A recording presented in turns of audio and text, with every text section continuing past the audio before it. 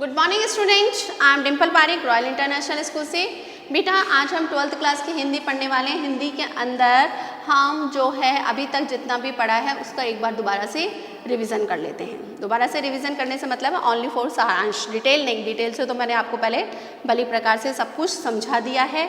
तो आपके ओनली मैंने आपकी बार संत वाणी वाला जो लेसन है जिसके अंदर 3 संतों के बारे में बताया गया है, उनका जीवन परिचय प्लस सप्रसंग व्याख्या विशेष सहित।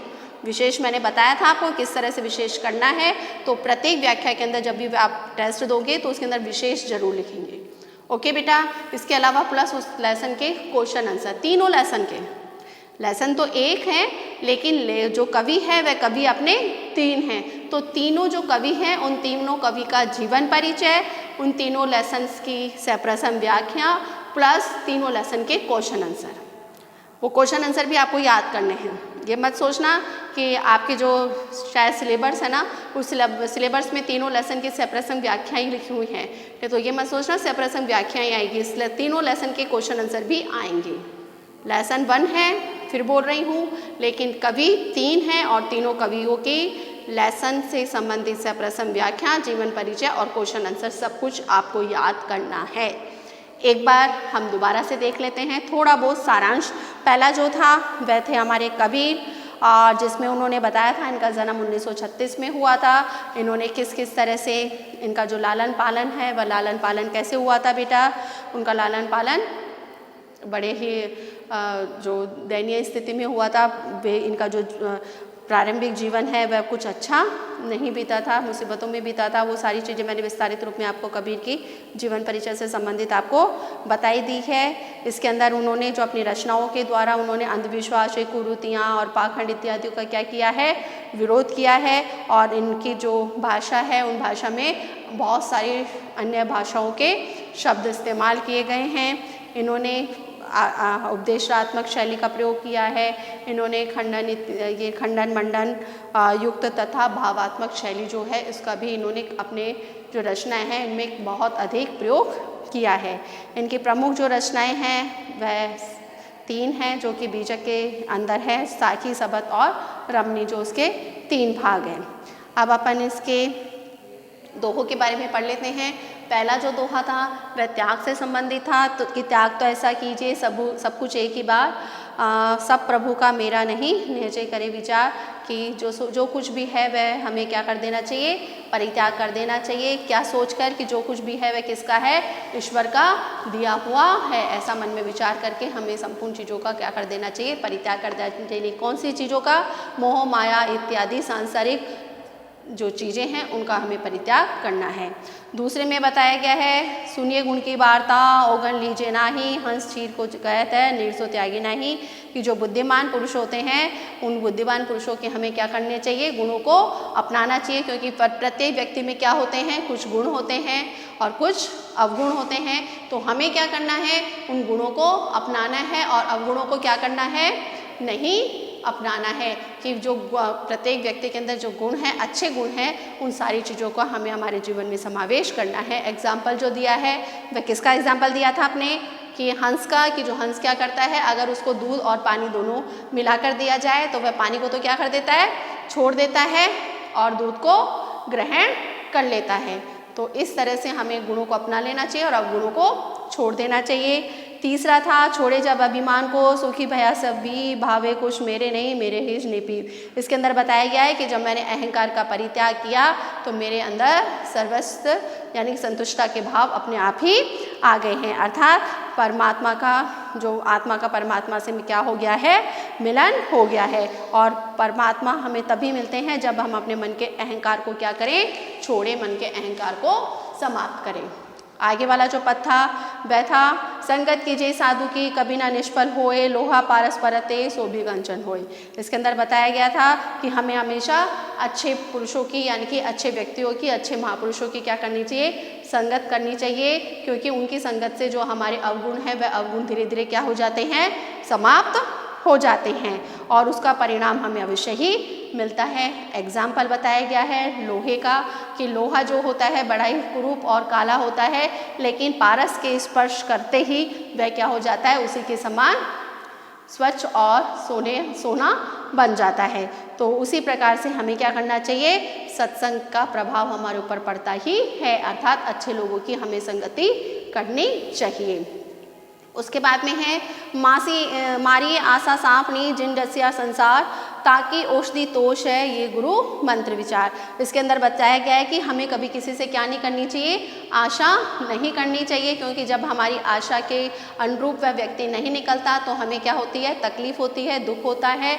तो इसलिए हमें कभी भी किसी से आशा नहीं करनी चाहिए। आशा को एक सर्पणी के समान यहाँ पर बताया गया है, जिसने सारे अपने मधुर विष से सबको क्या कर रखा है, प्रभावित कर रखा है। अर्थात सांसारिक मोह से हमें मुक्त होना चाहिए और ईश्वर प्राप्ति के लिए हमें क्या करना चाहिए, इस आशा रूपी जो सांपणी है उसको क्या कर देना चाहिए, समाप्त कर देना चाहिए, तभी हमें ईश्वर की प्राप्ति हो सकती है। उसके बाद में 7वां पद है, कागो धन हरे कोयल काको देत मीठा शब्द सुनाए के जग अपनो हरि ले। इसके अंदर बताया गया है कि जो कोयल होती है वह तो क्या होती है, अपने मधुर वाणी से क्या करती है, सबको अपनी तरफ आकर्षित कर लेती है। जो और कौवा होता है, कौवा की वाणी क्या होती है, बड़ी कर्कश और बेकार से वाणी होती है, कानों का अप्रिय रखने वाली वाणी होती है। तो उससे सब क्या करते हैं, नफरत करते हैं। कि जो कौवा होता है ना तो किसी का धन छीनता है और ना कोयल होती है जो किसी को धन देती है। सिर्फ उनको अगर कोई पृथक करता है, उनकी कोई पहचान बनाता है तो किससे, उनकी बातों के द्वारा, उनके मीठे शब्दों के द्वारा ही वह व्यक्ति के दिलों में स्थान बनाते हैं। तो इसलिए हमें हमेशा क्या करनी चाहिए, मीठी वाणी बोलनी चाहिए। मीठी वाणी का मतलब मधुर शब्द बोलने चाहिए। कभी कोई ऐसे शब्दों का इस्तेमाल नहीं करना चाहिए जिससे किसी का दिल दुखे या किसी को किसी भी तरह की जरा सी भी तकलीफ हो, है ना बेटा। और ये तो हमारे जीवन से संबंधित है कि आप अगर प्यार से बोलेंगे तो सारे दुश्मन भी आपके मित्र बन जाएंगे, और अगर आपकी वाणी में ककशता हुई, कड़वी हुई, तो आपके जो मित्र हैं वह शत्रु बनते, उनको टाइम नहीं लगेगा। सिर्फ एक बोली का ही प्रभाव है जिससे आप अपने मित्र और शत्रु दोनों बना सकते हैं। चलिए बेटा, this is lesson is complete अपने कबीरदास से संबंधित। दूसरा था अपने तुलसीदास का जीवन परिचय।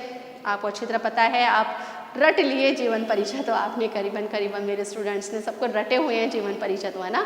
तो इसके अंदर तुलसीदास के बारे में अपन ने पढ़ा था कि किस तरह से उनका जीवन, इनकी जो बाल्यावस्था है वह भी बड़ी दुखदायी हुई थी। जो इनके माता पिता हैं इन्होंने इनका परित्याग कर दिया था, और जब ये जन्म हुआ तो वह इनकी अवस्था किसके समान थी, 5 साल के बच्चे के समान थी, और मुँह में दांत भी थे, जिसके फलस्वरूप जो इनकी माता पिता ने इनका परित्याग कर दिया था और एक मुनिया नाम की दासी को इनको दे दिया था, और मुनिया नाम की दासी ने इनका लालन पालन किया था। तो इनका जो जीवन है वह बड़ा ही दुखदायी था। फिर इनकी शादी किससे हुई थी, रत्नावली से हुई थी, जिसके प्रेम के पाश में आके वह उन्होंने संपूर्ण संसार को एक तरीके से त्याग दिया था। यानी कि उसके प्रेम में इतने अधिक खो गए थे वो रत्नावली के प्रेम में। लेकिन रत्नावली के प्रेम में खोने के पश्चात ही इनको बाद में एहसास हुआ, इनकी पत्नी जो रत्नावली थी वो बहुत ही विदुषी स्त्री थी, उन्होंने इनको एहसास करवाया कि जितना प्रेम आप मेरे से करते हो उतना प्रेम अगर ईश्वर से करो तो आपको ईश्वर की प्राप्ति हो जाएगी। और इस तरह से फिर उन्होंने अपने सांसारिक जो सुख थे उनका परित्याग कर दिया, अपने गृहस्थ जीवन का उन्होंने परित्याग कर दिया और भगवान राम की आराधना में लग गए थे। तो इनके जीवन का जो वो बोलते ना, जीवन के अंदर जो उन्होंने एक पहचान बनाई है, उस पहचान के अंदर इनकी जो पत्नी है रत्नावली, और रत्नावली का बहुत बड़ा हाथ है। अगर रत्नावली इनको नहीं समझाती तो वह इस सांसारिक मोह माया के जाल में फंसे रहते। तो रत्नावली का इनके जीवन पर बहुत अधिक प्रभाव पड़ा है। उसके बाद में जो इनके दोहे हैं, उन दोहे के बारे में पहला था अपने काम क्रोध मद लोभ रत ग्रह सुत सुख सूप। ये इसके अंदर बताया गया है कि जो व्यक्ति, तुलसीदास जी कह रहे हैं कि जो व्यक्ति क्या करते हैं, मोह माया और लोभ अहंकार के आदि दुर्गुणों के अंदर ही जो बसे पड़े रहते हैं, इन्हीं के अंदर जो व्याप्त रहते हैं और जो घर परिवार के मोह को नहीं त्यागते हैं, उनको कभी भी ईश्वर की प्राप्ति नहीं होती। ऐसे जो व्यक्ति होते हैं वह कुएं में पड़े हुए मूर्ख होते हैं, जो भगवान राम की कृपा का कभी भी लाभ नहीं उठा सकते। अर्थात उनका कहने का अभिप्राय है कि ईश्वर की प्राप्ति करने के लिए आपको इन सांसारिक मोह माया और इन घर परिवार का जो सुख है उसको क्या करना पड़ेगा, परित्याग करना पड़ेगा, तभी आपको भगवान की प्राप्ति होगी। दूसरा है कई वे कह रसना रसी सुनबे को दिए कान की, यानी कि इसमें बताया गया है कि विधाता ने हमें तो बोलने के लिए तो क्या दी है, जीभ दी है अर्थात वाणी दी है, सुनने के लिए कान दिए हैं और कल्याणकारी बातों और शिक्षाओं को धारण करने के लिए क्या दिया है, हमें चित्त दिया है। तो इन सब की जो सार्थकता है वह किसके अंदर है कि जब हम क्या करें, इनका जो उपयोग है वह आत्म कल्याण के लिए करें, अर्थात लोगों का कल्याण करने के लिए इन इंद्रियों का हम क्या करें, इस्तेमाल करें। अर्थात कहने का अभिप्राय है कि सांसारिक विषयों के उपयोग में इनकी क्षमताओं को हमें नष्ट नहीं करना चाहिए, अर्थात ईश्वर की प्राप्ति के लिए, ईश्वर के आराधना के लिए और दूसरों के कल्याण के लिए ही इन सब चीज़ों का प्रयोग करना चाहिए।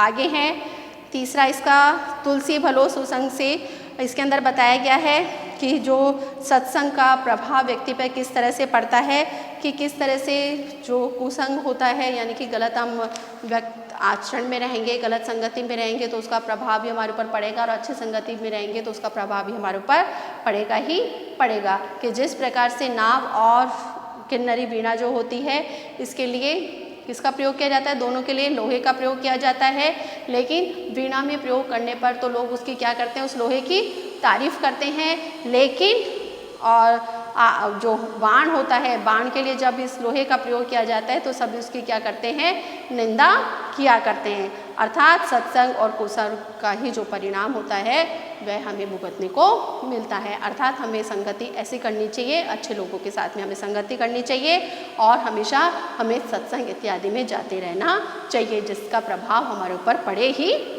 पड़े। चौथा था इसके अंदर राम कृपा तुलसी सुभंग गंग सूसक समान, जो जल परे जो जन मिले कीजिए आपू समान। इसके अंदर बताया गया है सत्संग और गंगा के जल के बारे में बताया गया कि जो गंगा का जल है उसके अंदर कितने ही अपवित्र हम पदार्थ डालते हैं, लेकिन गंगा में वो पदार्थ डालते ही वह जो गंगा होती है, गंगा का जो जल होता है वह उसको अपने समान क्या बना लेता है, शीतल और स्वच्छ बना लेता है, पवित्र बना लेता है। तो उसी प्रकार से हमें क्या करना चाहिए, सत्संग इत्यादि के अंदर जाना चाहिए और जिस तरह से जो गंगा के अंदर मिलने के बाद में हमारे समस्त पाप क्या हो जाते हैं, समाप्त हो जाते हैं, उसी प्रकार से सत्संग में जो भी भाग लेता है वह सत्पुरुष पवित्र आचरण करने लगता है। अर्थात हमें अच्छे आचरण करने के लिए अच्छे लोगों की संगति में जाना आवश्यक है। अगर हमारी संगति जैसी होगी वैसा ही उसका प्रभाव हमारे ऊपर पड़ेगा ही पड़ेगा। वो एक कहावत है ना, कोले की दलाली में जाओगे तो हाथ काले होंगे ही होंगे। अर्थात आप गलत कार्य करेंगे तो उसका प्रभाव आपके ऊपर पड़ेगा ही पड़ेगा। आपकी संगति का आपके जीवन पर बहुत अधिक प्रभाव पड़ता है। ऐसे संगति हमें ऐसी करनी चाहिए जो कि अच्छी हो। आगे है इसमें तुलसी या संसार में भांति भांति के लोग सबसो हिलमिल चालिए नदी नाव सहयोग, कि ये जो संसार है इस संसार के अंदर हमें कुछ समय ही रहना है, तो इस संसार के अंदर हमें क्या करना चाहिए, सभी व्यक्तियों के साथ में हिल मिल कर रहना चाहिए। सबका नेचर, सबका स्वभाव क्या होता है, पृथक पृथक होता है, लेकिन ये मानव जीवन हमें जो मिला है उस मानव जीवन में हमें इस संसार को पार करके जाना है। जो आया है वो वापस जाएगा ही जाएगा, लेकिन जब तक हम इस संसार में हैं उस संसार में हमें सभी व्यक्तियों के साथ में हिल मिल कर रहना चाहिए, प्रेम भाव से रहना चाहिए। इसमें एग्जाम्पल जो बताया गया है वह किसका बताया गया है, नदी नाव सहयोग, कि जिस प्रकार से नाव के अंदर जो व्यक्ति बैठते हैं वह भिन्न भिन्न प्रकार के होते हैं, सबका नेचर अलग होता है, सबका स्वभाव अलग होता है, सबकी वेशभूषा अलग होती है, सब अलग धर्म जाति के होते हैं, लेकिन जब तक उस नाव में बैठते हैं तो वह क्या हो जाते हैं, एक दूसरे से हिल मिल जाते हैं, लेकिन जैसे ही उनका किनारा आता है वह उतर जाते हैं और सब अपनी अपनी मंजिल की तरफ चले जाते हैं। तो उसी प्रकार से हमें भी संसार में जब आए हैं तो इस संसार में जितने भी लोग हैं उनसे हिल मिल कर हमें रहना चाहिए, क्योंकि जाना तो हमें ईश्वर के पास में ही है बेटा वापस। चलिए आगे चलते हैं। छठा है आपके तुलसी पावस के समय धरी कोकिला मौन, अब तो दादुर बोलिए हमें पूछे कौन। अर्थात इसमें बताया गया है कि जब दो अपना समय आता है उसी समय हमें बोलना चाहिए। इसके अंदर जैसे कोयल और मेंढक के माध्यम से कहना चाहता है कि जहाँ पर गुणों की पहचान ना हो वहाँ पे हमें क्या रहना चाहिए, चुप्पी धारण करनी चाहिए, हमें शांत रहना चाहिए, क्योंकि ऐसे समय पे अगर गुणी व्यक्ति की पहचान अगर व्यक्ति नहीं कर सकता है और ऐसे व्यक्तियों के बीच में अगर आप बोलेंगे तो एक तरीके से आप अपना जो आपके जो गुण हैं उन गुणों को क्या करेंगे, बेकार ही करेंगे। कि जिस प्रकार से, क्योंकि बुद्धिमानी उसी में ही है कि आप उस समय क्या रहें, शांत रहें, क्योंकि वो आपकी बात समझ नहीं पाएंगे। तो जब विपरीत समय होता है उस समय हमें चुप्पी धारण कर लेनी चाहिए। कि जैसे वर्षा ऋतु आने पर जो कोयल होती है वह क्या कर लेती है, मौन धारण कर लेती है, क्योंकि उसको पता है कि अब उसकी जो बोली है, उसकी जो बात सुनने वाले नहीं हैं। क्योंकि अब कौन बोलने वाले हैं, मेंढक बोलने वाले हैं, चारों तरफ टर की आवाज़ आने वाली है, इससे वह क्या कर लेती है, मौन धारण कर लेती है। तो उसी प्रकार से जहाँ पर गुणों की पहचान ना हो वहाँ पर हमें क्या कर लेना चाहिए, मौन धारण कर लेना चाहिए, उसमें बुद्धिमानी है।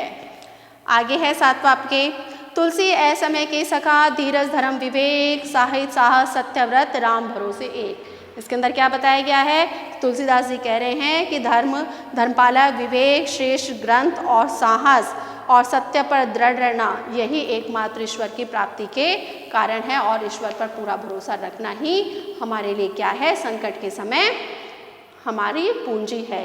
अर्थात संकट के समय, कोई मुसीबत के समय हमें इन सब चीज़ों को ध्यान में रखना चाहिए, जिसके बल पर हम बड़े से बड़ा जो दुख है, बड़े से बड़ी जो संकट है, उस संकट को भी हम क्या कर सकते हैं, पार कर सकते हैं। अर्थात समझ में आया आपको कि तुलसीदास जी कह रहे हैं कि हमें संकट के समय धैर्य से, आपके विवेक से हमें श्रेष्ठ ग्रंथों का इस्तेमाल करना चाहिए, सत्य पर अड़िग रहना चाहिए और भगवान पर पूरा भरोसा रखना चाहिए कि जो ईश्वर करेगा वो अच्छा ही करेगा। तो हम बड़े से बड़ी परेशानी है, बड़ी से बड़ी जो मुसीबत है, उसको भी हम क्या कर सकते हैं, दूर कर सकते हैं। तो सबसे बड़ा जो है वह क्या है, विश्वास।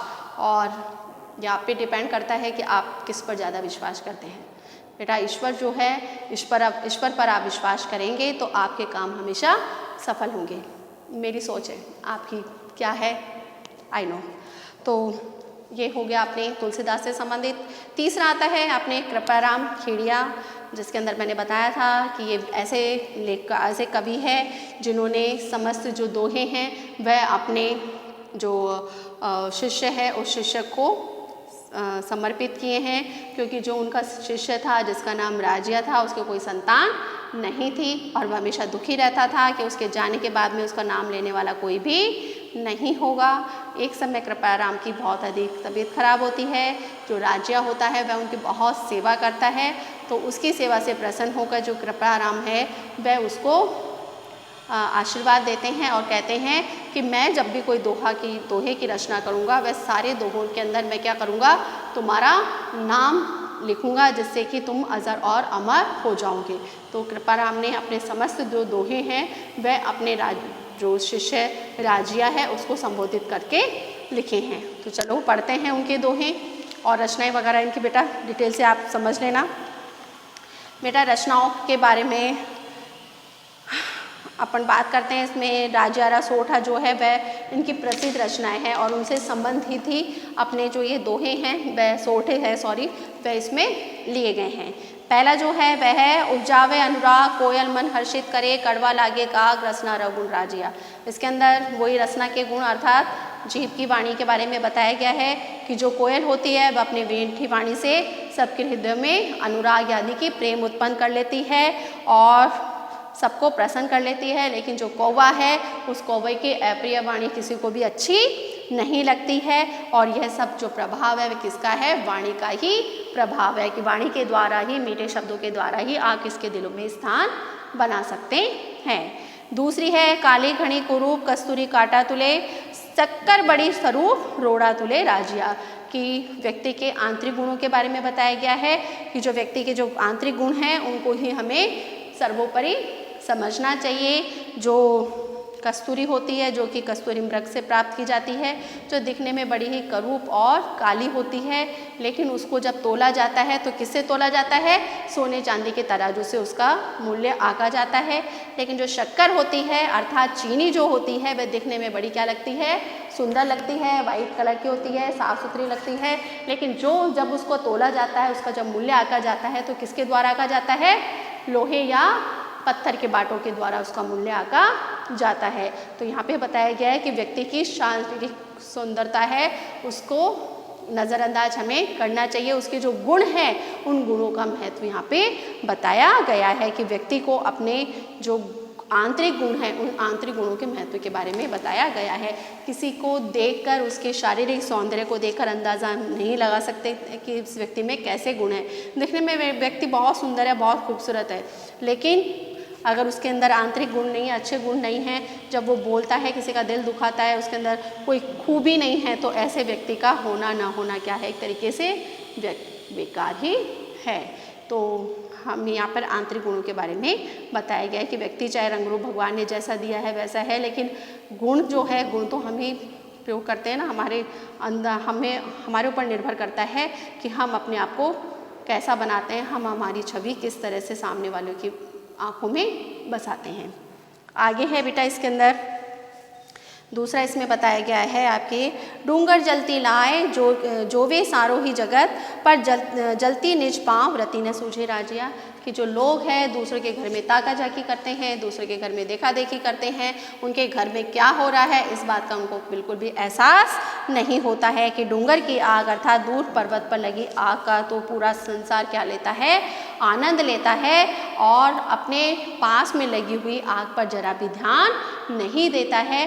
अर्थात कहने का अभिप्राय है कि लोग दूसरे के घर के कलह, दूसरे के घर के विवादों को उजागर करते हैं, उनके मज़े लेते हैं, और अपने घर के अंदर क्या हो रहा है उस पर बिल्कुल भी ध्यान नहीं देते हैं, और दूसरों को देखकर, दूसरे के विवादों को, कलह को देखकर मन ही मन बहुत अधिक प्रसन्न होते हैं। तो कहने का अभिप्राय है हमारे अंदर जो अवगुण है वह उन अवगुणों को हमें क्या करना चाहिए, बाहर निकालने की चेष्टा करनी चाहिए। बुरा देखन में चला बुरा ना मिलिया कोई, जो मन ढूंढा आपसे मुझको बुलाना होए। वो मैंने पहले भी समझाया था आपको, आई होप दोबारा समझाने की ज़रूरत नहीं है कि दिल खोजा आप ना मुझसे बुरा ना कोई। जब मैंने अपने आप को देखा तो मुझे लगा कि मेरे से बुरा कोई भी नहीं है। अर्थात जो व्यक्ति जैसा होता है वह सामने वाले में वैसी ही खूबियाँ, वैसी ही चीज़ों को देखता है।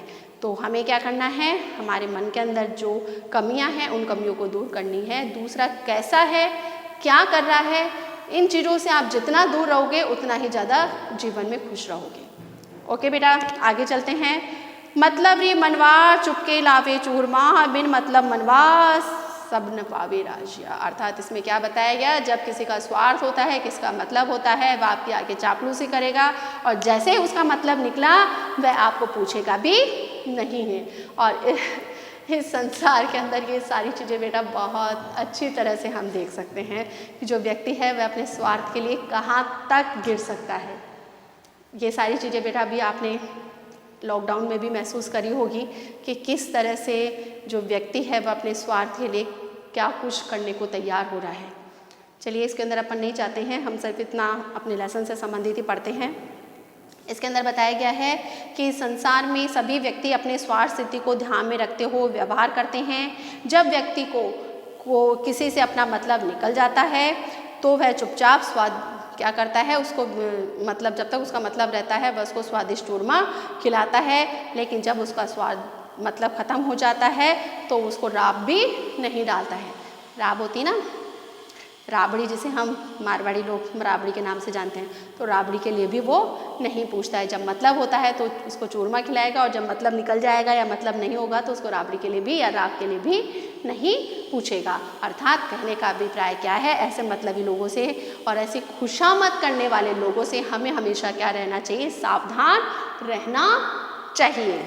आगे देखिए, मुख ऊपर मिठास घट माही घोड़ा घड़े, इसरा सुर इखलास राखिए नहीं राजिया, कि ऐसे मतलबी लोग जो कि मुंह पर तो आपसे मीठी मीठी बातें करते हैं और जैसे आपने पीठ मोड़ी वैसे ही आपकी क्या करने लगते हैं, निंदा करने लगते हैं, आपकी बुराइयां करने लगते हैं। ऐसे लोगों के लिए जो कृपाराम है वह अपने राजिया अपने शिष्य को समझा रहे हैं कि ऐसे लोगों से हमें हमेशा क्या रहना चाहिए, सावधान रहना चाहिए, जो कि आपकी चापलूसी करते हैं और मीठा बोल के अपना स्वार्थ सिद्धि पूरे करने की कोशिश करते हैं। कि जो ऐसे जो मित्र होते हैं उनसे बड़ा शत्रु कोई भी नहीं होता है।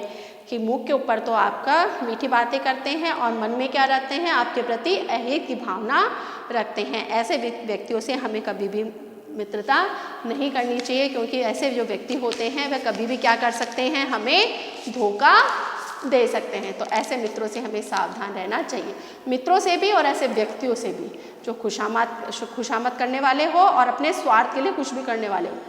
ओके बेटा, आगे चलते हैं। साचो मित्र सचेत कहियो काम न करे किसो हरि अजरस रे हेत रत पर हाक्यो राजो। इसमें देखिए बताया गया है कि सच्चा मित्र वो होता है जो आपकी हर परेशानी, हर मुसीबत में आपका साथ दे। फ्रेंड्स जो होते हैं ना बेटा, जीवन के लिए बहुत इम्पोर्टेंट है। हमारे जीवन के अंदर अगर कुछ महत्वपूर्ण किसी का स्थान आता है हमारे पेरेंट्स के बाद में, तो वो होते हैं हमारे फ्रेंड, हमारे मित्र। अगर मित्रों के बिना हमारा जीवन क्या है, अधूरा है। क्योंकि एक फ्रेंड जो होता है वह आपकी सारी कमियों को, आपकी सारी खामियों को अपनाता है। आपके पेरेंट्स भी अपनाते हैं आपकी खामियां खूबियां सारी। तो और मित्र जो होगा, सच्चा मित्र होगा, वह कभी भी आपको मुसीबत में आपको अकेला छोड़कर नहीं जाएगा। जो स्वार्थी मित्र होगा, जिसको सिर्फ अपने स्वार्थ से काम होगा, वह आप क्या करेगा, जब तक आपके पास में पैसा है, जब तक आप उसके मतलब के हो, आपके साथ में रहेगा, और जब उसका मतलब निकला वह फ़ौरन से आपसे दूर हो जाएगा। तो ऐसे मित्रों से तुम्हें सावधान रहना चाहिए। अच्छा मित्र और सच्चा मित्र वो है जो कि मुसीबत में आपका साथ ना छोड़े। जैसे भी इसमें बताया गया है कि जो सच्चा मित्र है वह सच्चे मित्र अपने कृष्ण और अपने अर्जुन की मित्रता के बारे में अगर बात करें तो किस तरह से जो श्री कृष्ण है वह क्या है, ईश्वर के अवतार है, भगवान विष्णु के अवतार हैं। उन्होंने अपने सच्ची मित्रता के कारण अर्जुन का जो रथ है उसको हाँकने के लिए भी वह तैयार हो गए। हमने देखा महाभारत के अंदर कि किस तरह से जो कृष्ण है वह अर्जुन के सारथी बनते हैं।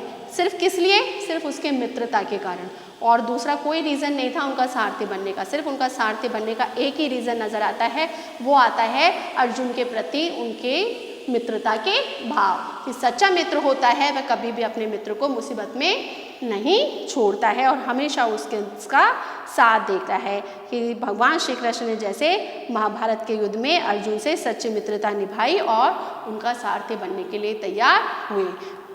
लास्ट बचता है अपने हिम्मत कीमत होए बिन हिम्मत कीमत नहीं करे न आदर कोए रद कागज जुड़ाजिया। इसके अंदर बताया गया है कि हिम्मत के बिना व्यक्ति का कोई भी सम्मान नहीं होता, कोई मान नहीं होता, कोई उसका सत्कार नहीं करता है, क्योंकि बिना हिम्मत के कोई भी व्यक्ति की पूछ नहीं होती है, कोई उसको नहीं पूछता है। अतः व्यक्ति को साहसी बनना चाहिए और हिम्मत से कार्य करना चाहिए, क्योंकि बिना हिम्मत के व्यक्ति किसके समान बताया गया है, रद्दी कागज के समान बताया गया है। कि रद्दी कॉपी आपके पास में होती है ना, रफ कॉपी, इसके अंदर आप सब कुछ लिख देते हैं, है ना, और वो अगर खो भी जाए तो हम इतना दिमाग नहीं लगाते। जिस प्रकार और उसी प्रकार से जैसे रद्दी कागज होता है हमारे पास में, हमारे घर के अंदर रद्दी जैसे इकट्ठी हो जाती है तो हम क्या करते हैं, उसको बेच देते हैं, फेंक देते हैं, डस्टबिन में डाल देते हैं, जो भी करते हैं। इसके अंदर बताया गया है कि बिना हिम्मत के जो व्यक्ति है वह रद्दी कागज के समान बताया गया है। जिसमें साहस होता है वही व्यक्ति क्या करता है, अपने जीवन में अपनी पहचान बना सकता है। अर्थात साहस का होना बहुत अधिक महत्व रखता है और साहसी व्यक्ति का ही क्या होता है, हर जगह सम्मान होता है और उसी को लोग बाग पूछते हैं। ओके बेटा, आई होप आपने तीनों जो लेखक हैं इनका जीवन परिचय एंड इनके जो मैंने पद समझाए हैं उन पद की आपको सारांश भी भले प्रकार से समझ में आ गए होंगे। आप चलते हैं अपने क्वेश्चन आंसर की तरफ। क्वेश्चन आंसर बेटा इसी से संबंधित है, ये सारे क्वेश्चन आंसर आपको भली प्रकार से याद करने हैं। क्वेश्चन आंसर भी मैं देने वाली हूँ, ठीक है बेटा। एक एक क्वेश्चन के आंसर मुझे नहीं लगता 12th क्लास के स्टूडेंट को करवाने की ज़रूरत है। फिर भी कोई प्रॉब्लम हो तो मेरे से आप जुड़े हुए हैं। 12th क्लास के स्टूडेंट तो करीबन मेरे से बहुत अच्छी तरह से व्हाट्सएप पे जुड़े हुए हैं। फिर भी कोई प्रॉब्लम आती है तो स्कूल में आके आप मेरे से मिल सकते हैं या व्हाट्सएप पे आप मेरे को मैसेज करके पूछ सकते हैं। ओके बेटा, आज के लिए इतना ही। Good day, good bye and best of luck paper के लिए। बाय।